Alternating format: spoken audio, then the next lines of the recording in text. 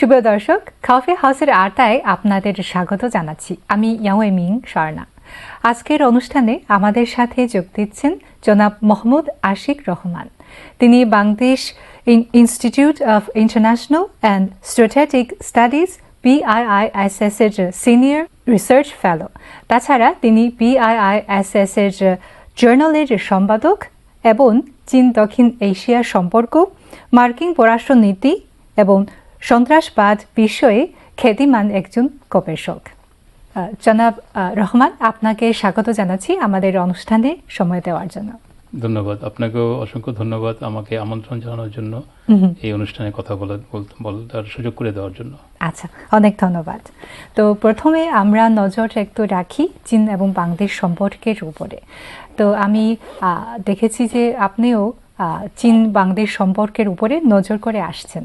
তো গত বছরে চীন বাংলাদেশের কূটনৈতিক সম্পর্ক প্রতিষ্ঠার 50তম বার্ষিকী পালিত হয়েছে এবং গত 50 বছরে দুদেশের মধ্যে সহযোগিতা বিভিন্ন ক্ষেত্রে ফলপ্রসূ হয়েছে। এখন চলছে 51তম বছর। তো আমরা কত 50 বছরের যে সহযোগিতা থেকে কি শিক্ষা গ্রহণ করা যায় এবং তা সামনের সম্পর্ক সামনে আগানোর জন্য কি দিক নির্দেশনা দেওয়া যায়, সেক্ষেত্রে আপনার মতামত জানতে চাই। ধন্যবাদ। আপনি ঠিকই বলেছেন। আমি এখন চায়না বাংলাদেশ সম্পর্ক নিয়ে একটু গবেষণা করছি। তো আমি আপনি যে কথাটা বললেন যে এই বছর 2026 সালে আমরা 51 বছর, গত বছর আমরা 5 দশক 50 ইয়ার্স সেলিব্রেট করেছি। এই বছর আমরা 51 বছরে পা দিয়েছি। তো আমি ঠিক এই গত 5 দশকের আমাদের এই সম্পর্কের গতি প্রকৃতিটা কেমন ছিল সেটা নিয়ে গবেষণা করছি। তো আমি এই পুরো 5 দশকের সম্পর্কটাকে তিনটা যদি বলি পিরিয়ডে ভাগ করি।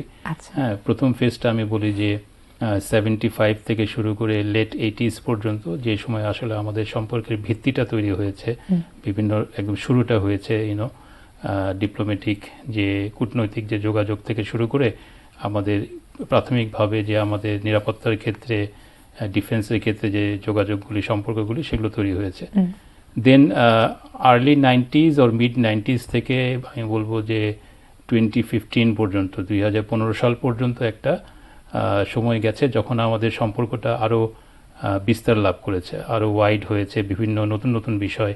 তার ভিতরে একটা বড় জায়গা হচ্ছে আমাদের বাণিজ্যিক সম্পর্ক, ট্রেড রিলেশন।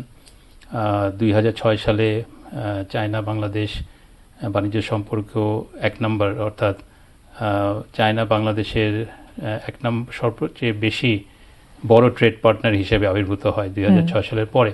তো এইভাবে আমাদের সম্পর্কটা বিভিন্ন দিকে অর্থনীতি, নিরাপত্তা, পিপল টু পিপল সম্পর্ক, এছাড়াও কালচারাল এক্সচেঞ্জ, কালচারাল সম্পর্ক, এসব সব দিকে বিস্তার লাভ করে।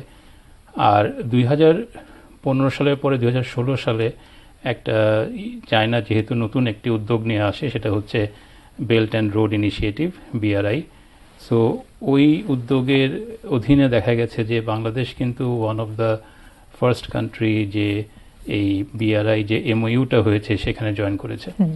সো আমরা তারপর থেকে দেখা গেছে যে চায়নার সাথে আমাদের সম্পর্ক কিন্তু আরও বৃদ্ধি পেয়েছে। এবং 2016 সালে at the same time president Xi Jinping visited Bangladesh, ঠিক আছে। এবং তারপর থেকে বলা যায় যে আমাদের সম্পর্ক একটা নতুন মাত্রায় চলে যায় এবং তারপর থেকে একটা নতুন দিক তৈরি হয়, সেটা হচ্ছে ইনফ্রাস্ট্রাকচার ডেভেলপমেন্টে চায়নার যে সহযোগিতা, ঠিক আছে। 16 সালের পরে গিয়ে দেখা গেছে যে কিছু মেগা প্রজেক্টে চায়না আমাদেরকে, কিছু মেগা ইনফ্রাস্ট্রাকচার ডেভেলপমেন্টের ক্ষেত্রে চায়না আমাদেরকে সহযোগিতা করছে। কর্ণফুলী টানেল, তারপর ঢাকা এক্সপ্রেসওয়ে, দেন পদ্মা ব্রিজ আমাদের one of the major achievement. তো সেখানে অনেকগুলো কাজ চায়না আমাদেরকে হেল্প করেছে। আমাদের রেলওয়ে যে অংশটা, ব্রিজের যে রেলওয়ে অংশটা, সেই অংশটা চায়না তৈরি করার ক্ষেত্রে সহযোগিতা করেছে। সো দিস হোয়াট হ্যাপেন্ড গত 50 বছরে। এখন যদি দিক নির্দেশনার কথা বলি এবং আমরা কি শিখলাম সেটা হচ্ছে, সেখানে আমি বলবো যে চায়নাকে বলা হয় বাংলাদেশের জনগণ, ইভেন তারাও বলে যে চায়না হচ্ছে ট্রাস্টেড ফ্রেন্ড এবং বিশ্বস্ত বন্ধু, এবং আমাদের সম্পর্কটা অনেকটা সমতার উপর ভিত্তি করে, যেটা আমরা বলি বেসড অন ইকুয়ালিটি। সো এই বিষয়গুলো হচ্ছে ডিফাইন করে China Bangladesh relationship, and also এটা হচ্ছে মিউচুয়াল ইন্টারেস্ট, পারস্পরিক যে স্বার্থের বিষয়টা।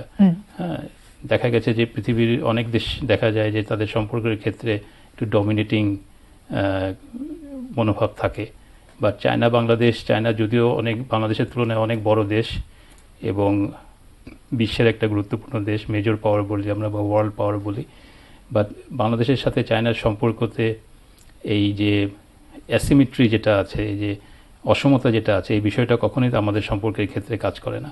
আমাদের সম্পর্কটা সবসময় সমতার ভিত্তিতে, পারস্পরিক স্বার্থের ভিত্তিতে। সো এই জায়গাটাকেই আমাদেরকে আরও এগিয়ে নিয়ে যেতে হবে, এবং আমার মনে হয় যে আমি যে গবেষণা করছি সেখানে আমি আরও দেখার চেষ্টা করছি যে নতুন কোন কোন এরিয়াগুলোতে, what are the new areas, যেখানে চায়না এবং বাংলাদেশ আরও বেশি সহযোগিতা করতে পারে। হ্যাঁ, আমরা তাই আশা করি। তো গত কয়েক বছরেও বাংলাদেশ যেমন বিভিন্ন রাজনৈতিক বা অর্থনৈতিক পরিবর্তনের মধ্যে গেছে, তো এবার নতুন সরকার আসার পর তার বৈদেশিক সম্পর্কের উপরে তার নীতি কেমন সেটার উপরেও অনেক মানুষ কিন্তু মনোযোগ দিচ্ছে। তো আপনার মনে হয় যে নতুন সরকার আসার পর চীনের সাথে কিভাবে সম্পর্ক উন্নয়ন করতে চায়, সেক্ষেত্রে আপনার পর্যবেক্ষণ কেমন? না, বাংলাদেশ আসলে শুধু নতুন সরকার না, যে কোনো সময়ের জন্যই বাংলাদেশ সবসময় চেষ্টা করে তার যেসব গুরুত্বপূর্ণ যেসব দেশ আছে তাদের সাথে সুসম্পর্ক বজায় রাখা, এবং আমাদের যে ফরেন পলিসি, বিদেশি নীতি, সেইখানে আমরা যে মেইন প্রিন্সিপালটা কাজ করে সেটা হচ্ছে আমাদের সবার সাথে বন্ধুত্ব। তো এই জায়গাটা আমার মনে হয় যে আমরা এই নতুন যে সরকার, তাদের যদি নির্বাচনের যে ম্যানিফেস্টো ছিল, ইলেকশন ম্যানিফেস্টো, ওইটা নির্বাচনী ইশতেহার, সো এখানে আমরা দেখি যে তারাও কিন্তু একই কথা বলেছে যে সবার সাথে বন্ধুত্ব, এই ধরনেরই একটা পলিসি তারা ফলো করবে। তো সেই জায়গাটা থেকে আমার এই নতুন সরকারের ক্ষেত্রে বলবো যে সব দেশের সাথেই সম্পর্ক উন্নয়নের জন্য কাজ করবে। আর চায়না, যেটা বললাম আমি, যে চায়নার সাথে আমাদের যেরকম গভীর সম্পর্ক, অর্থনৈতিক থেকে শুরু করে কালচারাল, সোশ্যাল রিলেশন আছে, লট অফ অনেক সিমিলারিটি আমাদের ভিতরে। আমি গত বেশ কয়েকদিন হলো চায়নায় আছি, সো আমি নিজে ধীরে ধীরে রিয়েলাইজ করছি যে কত বেশি আমরা একই রকম, কালচারাল দিক থেকে। হ্যাঁ, ধরেন অনেক নর্মস, আমাদের social norms, values is same. তো এইসব দিক থেকে চিন্তা করলে আমার মনে হয় যে নতুন সরকারও এটা আমাদের যে সম্পর্ককে আরও এগিয়ে নিয়ে যাওয়া এবং আরও কীভাবে স্ট্রং করা যায়, আরও স্ট্রেংথেন করা যায়, সেদিকেই বিষয়গুলো আগাবে। আচ্ছা, তো সম্প্রতি চীনের যেমন পঞ্চদশ পাঁচশালা পরিকল্পনা, হ্যাঁ, সেটা তৈরি করা হয়েছে এবং সেখানেও নতুন মানের উৎপাদন শক্তি তৈরি করার যে লক্ষ্যমাত্রা নির্ধারণ করা হয়েছে, এবং বিভিন্ন ক্ষেত্রে কিভাবে সেটা সামনে নিয়ে যেতে পারে সেক্ষেত্রেও আসলে একটা পরিকল্পনা তৈরি করা হয়েছে। আমি দেখেছি বিষয়টা, আপনার এখানে high quality development and high standard of life, এই কথাটা বলা হয়েছে। এবং আমার মনে হয় যে এই সময় আসলে দিস ইজ খুবই একটা বিচক্ষণ একটা উদ্যোগ, খুবই একটা তার মানে সঠিক একটা উদ্যোগ হয়েছে, যে আসলে চায়না এখন তার উন্নয়নের যে পর্যায়ে রয়েছে, এই সময়টা আসলে ওই হাই কোয়ালিটি ডেভেলপমেন্ট এবং জনগণের জীবন ব্যবস্থার সর্বোচ্চ মান কিভাবে অ্যাচিভ করা যায়, ওই জায়গাটাই মনোযোগ দেওয়া দরকার। এবং আমি যেটা বললাম যে এই যে ডিজিটাল টেকনোলজি এবং রোবোটিক্স, এসব বিষয়ে চায়নার যে অগ্রগতি, এইটাকে আরও কিভাবে জনগণের কল্যাণে, জনগণের উন্নয়নে, জনগণের বেটারমেন্টের, লাইফের বেটারমেন্টের জন্য ব্যবহার করা যায়, সেই জায়গাটাই মনোযোগ দেওয়া দরকার। এবং আই থিঙ্ক যে এই নতুন যে পঞ্চবার্ষিকী পরিকল্পনা, এটাতে ওই জায়গাটাই সঠিক জায়গায় মনোযোগ দেওয়া হয়েছে। আমি আরেকটু শেয়ার করি যে আমি যেহেতু যে হোটেলে আছি, there is a small robot, ছোট একটা রোবট আছে যে খাবার পৌঁছে দেয়, ডেলিভারি যেগুলো আসে ও বিভিন্ন রুমে রুমে গিয়ে খাবার পৌঁছে দেয়। তো দিস ইজ ভেরি খুবই ইন্টারেস্টিং একটা দেখা যায়। তারপর আমি নিউজ চ্যানেলে দেখলাম যে ওখানে ছেলেরা মার্শাল আর্ট প্র্যাকটিস করছে, সাথে রোবটদের সাথে মার্শাল আর্ট প্র্যাকটিস করছে, মেয়েরা ডান্স প্রোগ্রাম করছে, সেখানে রোবটরা নাচছে।